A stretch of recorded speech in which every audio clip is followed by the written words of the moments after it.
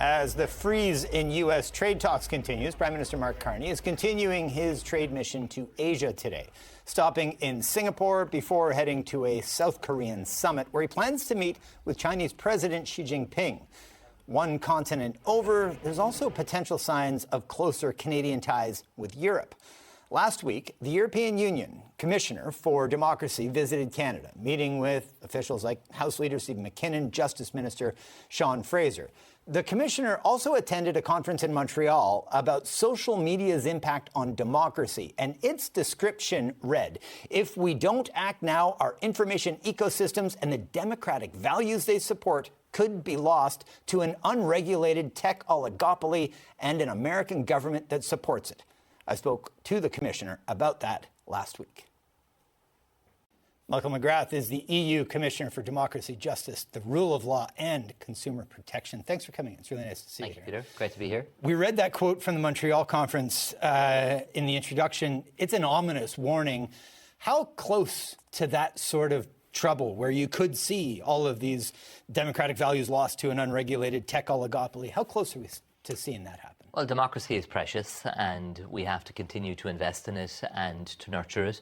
Technology itself is not the problem. It is the misuse and the abuse of technology, and that is why we need to have guardrails. And within the European Union, in recent years, we have developed a very extensive toolbox in the form of regulation. Our digital rule book, the Digital Services Act, we have an AI Act, just to name two examples. So it's about setting the rules that apply to companies that are operating within the European market, whether they be Chinese, American or European companies, and applying them. And we do have to have these safeguards because our democracy is under threat. There are real challenges. There is foreign interference in elections in Europe. There is misinformation and disinformation, and it can be very difficult for ordinary people, ordinary citizens, voters, to navigate what is becoming a really complex and fast-moving information environment. So that's why we need to have a multi-pronged approach to this. Right. Support citizens, digital literacy, media literacy, have an independent media sector, which is a crucial pillar in any democratic society, have a strong civil society network, but we do need to have rules in the online world, and we have introduced them and we are determined to enforce them. You've introduced some of the strictest rules. How would you assess, is Canada keeping up? Well, it's a matter for Canada and the Canadian authorities to set their own rules and decide on their own policies. But what I would say is that this is a shared challenge, and one of the outcomes of the really successful EU-Canada summit back in June in Brussels was to tackle together this issue of FIMI, so foreign information manipulation and interference and disinformation. And it's a recognition that that is a challenge that recognises and respects no borders. It's an issue in the European Union. We know from the evidence here in Canada and the public inquiry that it's an issue here as well. So we can work together, and there may well be different approaches and different perspectives on specific issues, but I think we both recognise it's a challenge and a threat. And fundamentally, what we want to ensure is that it is the people's democracy, that when people go to exercise their democratic franchise, they can do so in free and fair elections without any foreign interference. That's the objective. It's a matter for people who they decide to vote for in any election, but they deserve to do that independently and without interference. You're meeting with the Ministers of Justice, Sean Fraser, Industry, Mélanie Joly. What specifically do you want to hear from them? What specifically would you like to see Canada doing on this file? So for the purpose of this visit, there are core priorities. One is engagement on protecting democracy and addressing the issues that we've been discussing.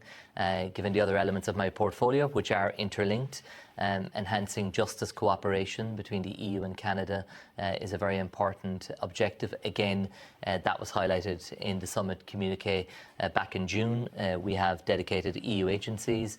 You've got your authorities here in Canada. We believe they should be working even closer together than they currently are.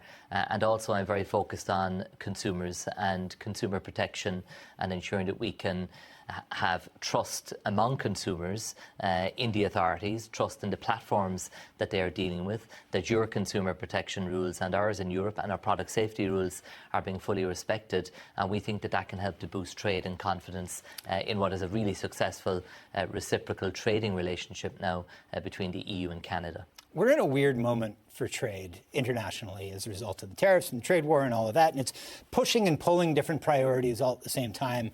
One of the things Canada is looking at is expanding our relationships with India specifically. Also, it looks like China. As we do that, what concerns should we be making sure we tackle to open up trade with, say, India or, say, China without opening ourselves up to further interference? Well, trade diversification is a policy that we are also pursuing within 100%. the European Union, and we believe that the international rules-based system should be the way in which we resolve challenges in the system of global trade. And so it's a good thing to negotiate and to enter into these agreements.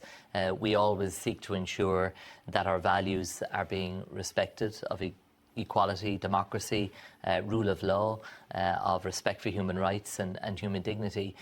But of course, in any bilateral agreement, you have to have safeguards that respect your fundamental interests, including the integrity of your democratic systems. And in any of our negotiations, when these issues get raised, if issues are raised around the digital rule book in the European Union, we always say, we respect what you say and we will listen, but it is a matter for the European Union to decide on its own rule book for operations within the EU, not outside of it, but within the EU.